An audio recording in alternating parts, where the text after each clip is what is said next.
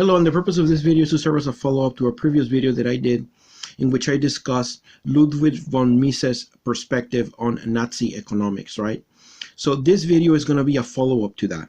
And in this video, I am going to contextualize the phenomenon of Nazi economics, which I consider to have been a form of applied Keynesianism, really.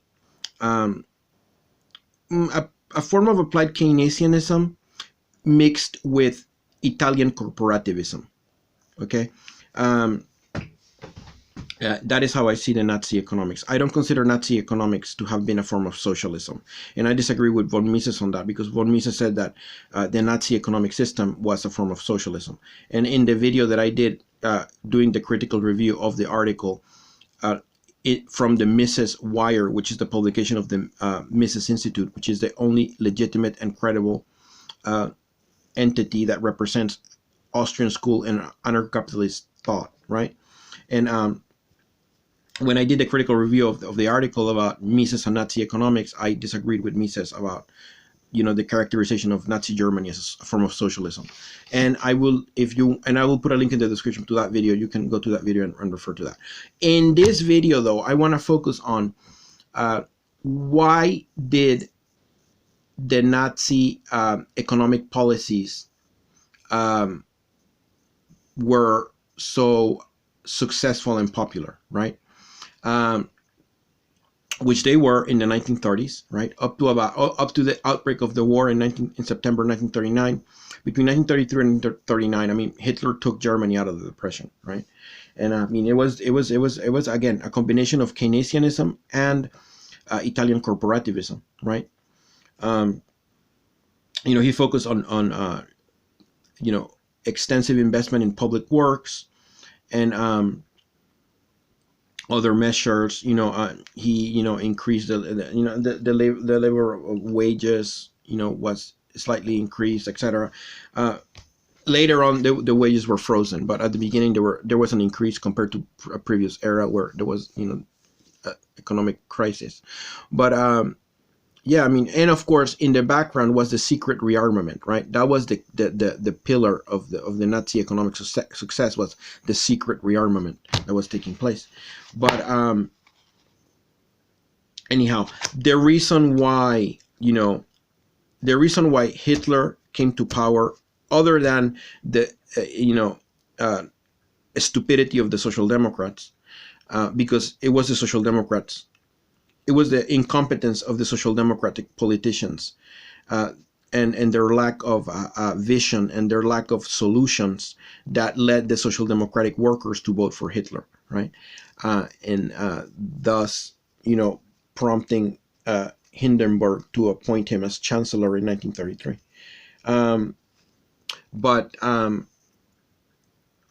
Anyways, Hitler's implementation of these economic policies was made possible by the fact that after the Great Depression, which began in October 1929, and it was pretty much, between 1929 and 1935 were the Depression years, right? During those years, liberalism became discredited, okay? Not just economic liberalism, but also political liberalism, as we're going to see later in this video. Because in this video, I'm going to consider two books that talk about Weimar Germany, right? Yeah, anyways, that's coming up in a minute. But to preface that, the German miracle, as it was called at the time, apparently, was a result of liberalism being discredited, and then Hitler applying Keynesianism and Italian corporativism, and then bringing the Germany out of the Depression, basically, right? So and of course, Mussolini's Italy weathered the Depression. Mussolini's Italy and Stalin's Soviet Union both weathered the Depression, right?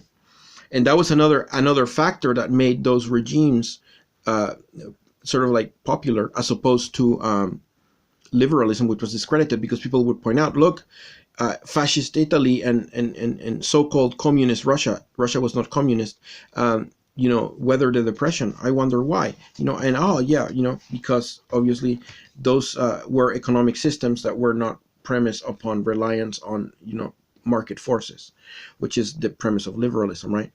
So that was another factor that discredited liberalism, the apparent success of Soviet Russia and fascist Italy to weather the depression. And that is also why Hitler was kind of popular, because Hitler went to the German workers and told them, we're going to copy the Mussolini's model, right? So as opposed to what the Social Democrats are offering you, which is the same, capitalism, right? With a few, cosmetic reforms or whatever. But we're not going to give you cosmetic reforms. We're going to give you substance. We're going to give you work. We're going to give you, a purpose in life. You're going to be part of an organic community here. You're going to be, whatever, the master race and all these things. And of course, the Jews are the problem, right? So, but that's another issue. But yeah. So the first book I want to look at is this book, which is a Trotskyist book. And I'm reading this book right now. It is called Germany from Revolution to Counter-Revolution by Rob Sewell, and it is published by the International Marxist Tendency. It's a Trotskyist book. This is a Trotskyist book, right? And you get it comes from Well Read Books, which is a publishing house of the International Marxist Tendency. So this comes from the Grant Wood's Tendency of Orthodox Trotskyism, which is the International Marxist Tendency. The other tendencies of Orthodox Trotskyism are the International Committee of the Fourth International, which is the North Tendency of Orthodox Trotskyism. Then there is the Cliff Kalinicos Revisionist Tendency of Trotskyism. And then there's, of course, the Neo-Canonite Ultra-Orthodox tendency of Trotskyism, which is the international ICLFI.org, which is the International Communist League. Anyways, but this is from the International Marxist Tendency, right? And it's interesting. This is a history of Weimar Germany, right? This book, and yeah, and it talks here about it proposes a couple of theories here as to, for example, it explains the decline of Second International Social Democracy, which is the precursor to the German Social Democrats being a dismal failure, during the elections in 1932, where Hitler gained power in the parliament at their expense. What this book proposes is that, for example, I will read a quote here. The relative social peace which existed in Europe between the defeat of the Paris Commune in 1871 and the end of the Spring in 1912 resulted in the trade unions and social democratic parties becoming powerful mass organizations. But the development of the German social democracy within this framework of an organic upswing of capitalism infected its leaders and its officialdom with the habit of compromise and gradual progress, right? Such a situation instilled into the labor leadership illusions that reforms could be won indefinitely. So that was the problem with, one of the problems with, the sort of Kautskian, classical social democracy of the Second International, the illusion that reforms could be won indefinitely. And the fundamental flaw of social democracy is that capitalism cannot support social democracy, right?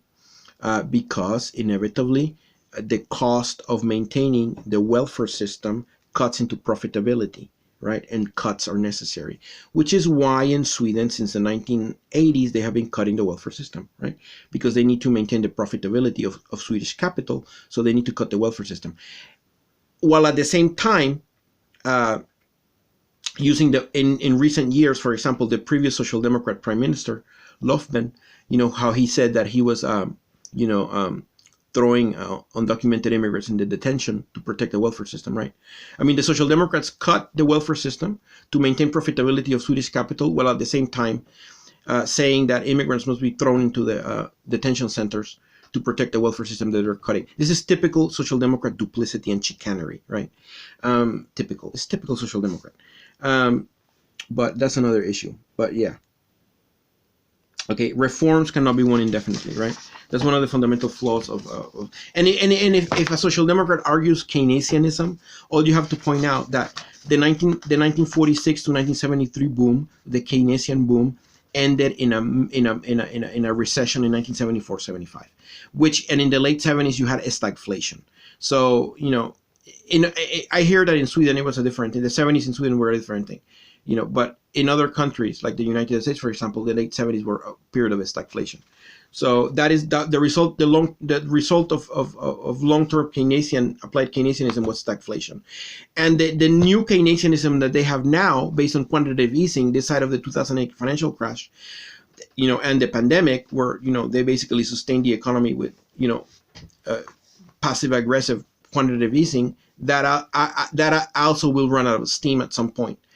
And the result of that is not going to be, stagflation. Is going to be probably a type of hyperinflation that will involve a state and banking sector insolvency. Those are the analysis that I've read now from anarcho-capitalist sources, right? Associated with the Mises Institute, but those are theories or hypotheses of what could happen. You can never predict the future, but that is what it looks like the current model of Keynesianism is going to end up with, right? And this is another criticism of Second International Social Democrats, which and I mean the roots of obviously Swedish social democracy are there too, right? German and Swedish social democracy come from this Second International arrangement. Kautsky. Now the difference is though that back then the Social Democrats used to quote Marx. Now they don't. Smith or something. Anyhow, for the developing careerists, Marxist phrases were used at May Day processions, on workers' holidays, and other such occasions, whereas in day-to-day work they adapted themselves to bourgeois society, right? These privileged layers now had a vested interest in maintaining the status quo, in effect becoming not an instrument for the overthrow of capitalism, but of mediation between the classes. And this is discussing the emergence of a sort of like a bureaucracy of social democrat labor leaders, right? In the unions and the Social Democratic Party. And yeah, so the origins of the Social Democrat nomenclatura, right?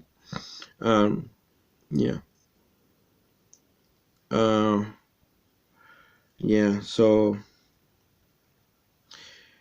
typical centrism, Marxist in words and phrases, but reformist in deeds. And I mean, that is a previous period of classical social democracy, right? Like I said before, social democrats today in Germany and Sweden do not quote Marx. They quote Adam Smith, or I don't know, Milton Friedman, maybe, I don't know. Anyways, and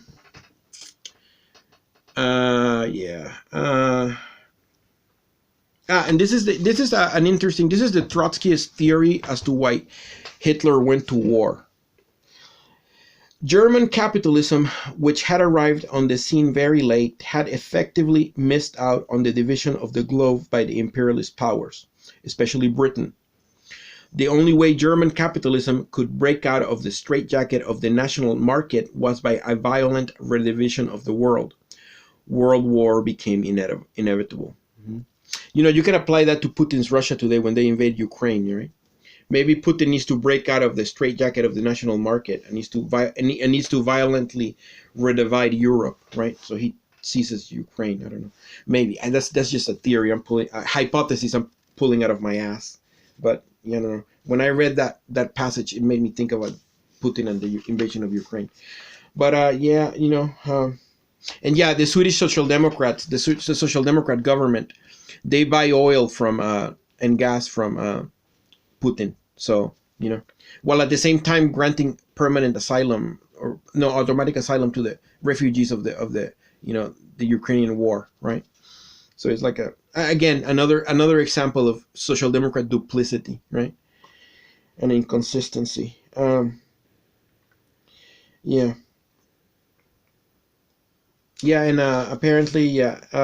they discuss in this book, in this chapter 1 of this book, They discuss the phenomenon of the emergence of the Independent Social Democratic Party of Germany.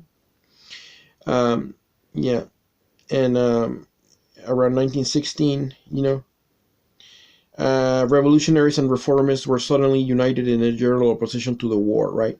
And apparently what had happened is that while originally the Social Democrats voted for war credits, right? And this is interesting. It quotes the justification, like the actual statement that appeared in the Social Democratic Party newspaper at the time, when the Social Democrats voted for war credits. Around, the World War I was declared in August 1914, right? So immediately after, the Social Democrats voted for war credits in Germany. And this is what it said. This was what the Social Democrats said, quote, at the time, the German Social Democrats: "It is for us to ward off this danger and to safeguard the culture and independence of our country. Thus we honored what we have always pledged. In the hour of danger, we shall not desert our fatherland. Guided by these principles, we shall vote for the war credits."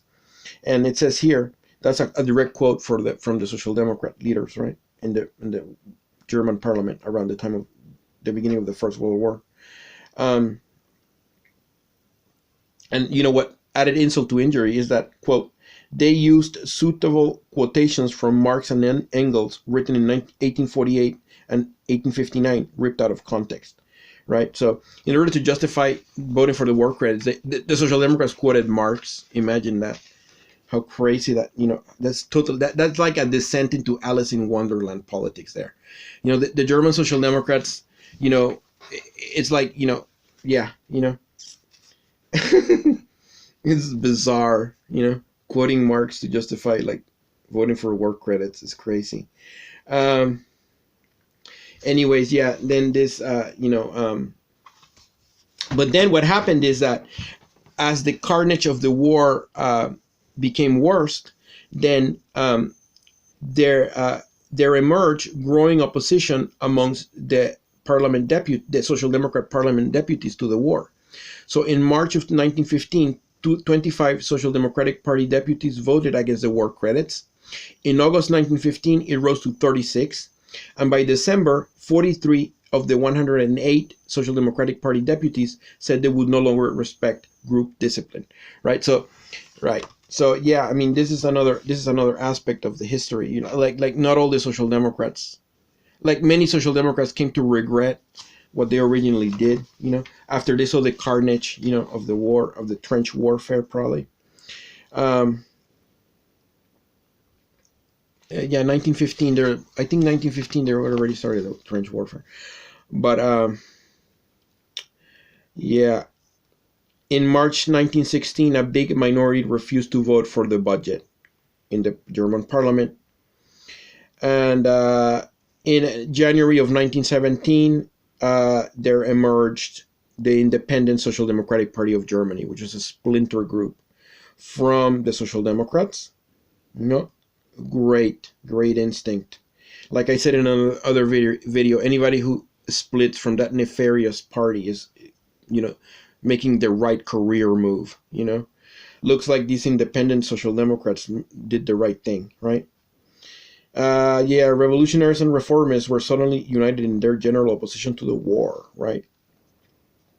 Yeah, so, right. And it is interesting. However, from the perspective of Trotsky's theory, this Independent Social Democratic Party of Germany was centrist, right?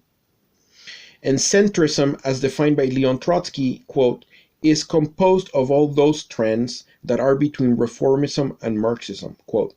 "It arises from the process of transformation of the mass organizations, which does not develop in a straight line, but in a contradictory dialectical fashion. Centrism is an unstable phenomenon which straddles different material interests, from reformism, representing those of the labor aristocracy, to Marxism, representing the interests of the proletariat. What is of key importance in the direction in which the centrist party is developing? what is of key importance is the direction in which the centrist party is developing.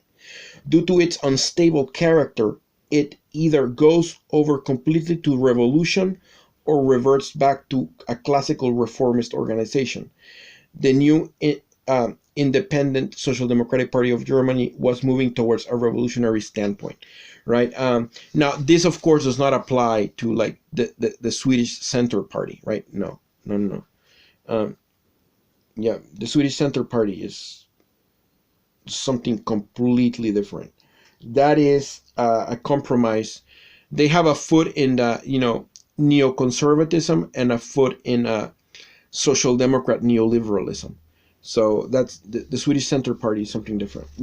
This Trotskyist criticism does not apply to the Swedish Center Party. Okay, centrism in Marxist theory has a specific definition, which is different from that of the definition of the Swedish Center Party. Okay, I'm discussing the Marxist definition of centrism, not the Swedish Center Party. But in the link in the description, I will put a link to the Swedish Center Party, so you can. I'll find their about page or something, and then you can read what they stand for on their own words. All right.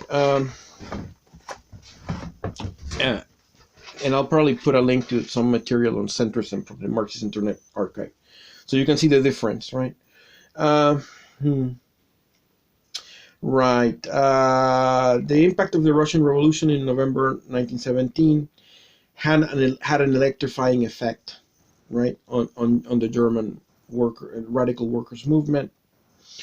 The Soviet government's first decree to the peoples of the world was for an immediate armistice and a democratic peace based on self-determination, right? The Bolsheviks then went on to publish the secret agreements of the Tsarist regime and the old Kerensky government. And the Kerensky government, of course, were liberal social democrats. The Lenin's Bolsheviks overthrew the Social Democrats. That was the Russian Revolution, right? The overthrow of the Social Democrats by the radical left. Because it wasn't just the Bolsheviks, there was also the left social revolutionaries who were involved in the overthrowing the Social Democrats. But that's another story. Yeah. And the announcements had a powerful effect on the psychology of the international working class. In 1917, a massive mutiny affected 54 divisions of the French army. And in December, a strike wave began that led in the following May to the walkout of 250,000 workers in Paris. The strikes in Britain in 1918 encompassed well over 1 million workers.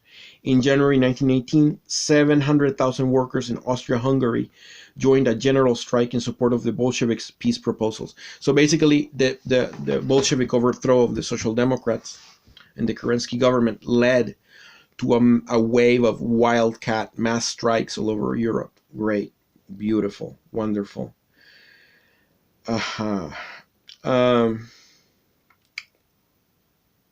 Right, yeah. Yeah, in April 1917, Germany had experienced the second mass strike against the war. 200,000 workers stuck in Berlin and Leipzig.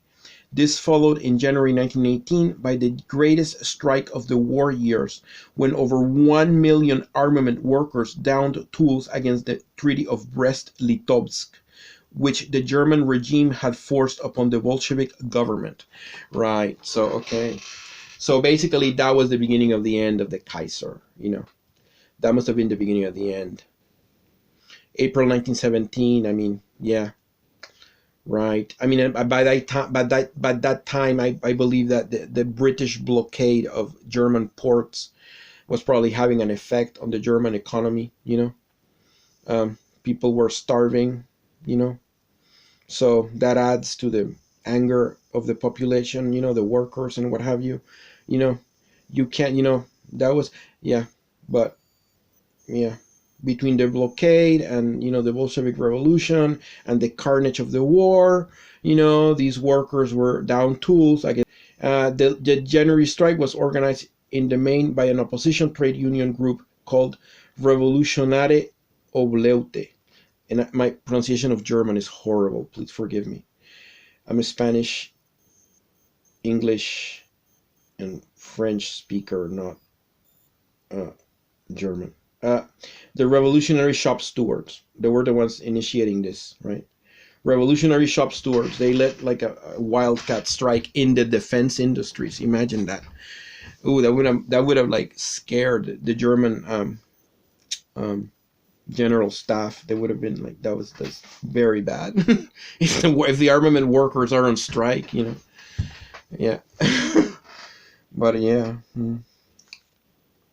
Anyways, unfortunately, when the strike ended in defeat, over 50,000 strikers were drafted into the army and sent to the front. Of course. Surprise, surprise. Of course, you got to do that. You got to get rid of those workers, right? Those workers are recalcitrant elements, dangerous things that could, you know, further undermine the war effort or what have you. So yeah. Okay. Part 2 of this video is coming up. I'm going on 25 minutes, and now I'm going to cover the decline of liberalism. Okay, which is chapter. And this is Eric Hobsbawm, you know, The Age of Extremes, a classic history book. I love this book. It's one of my favorite history books. The other one being, of course, Voices of a People's History of the United States. And another history book that I love is a book about the history of the early years of the Byzantine Empire. Yeah, and I'm gonna cover in that book they cover the Christological spectrum, but that's another issue. I'm not gonna talk about that. In the next video, part 2, I'm gonna talk about the fall of liberalism, which is chapter 4 of Eric Hobsbawm's Age of Extremes. And this chapter in Hobsbawm's contextualizes what this other Trotsky's book is talking about, and what and kind of like what Mises was criticizing about the German economy under Hitler. Okay, I'll be right back.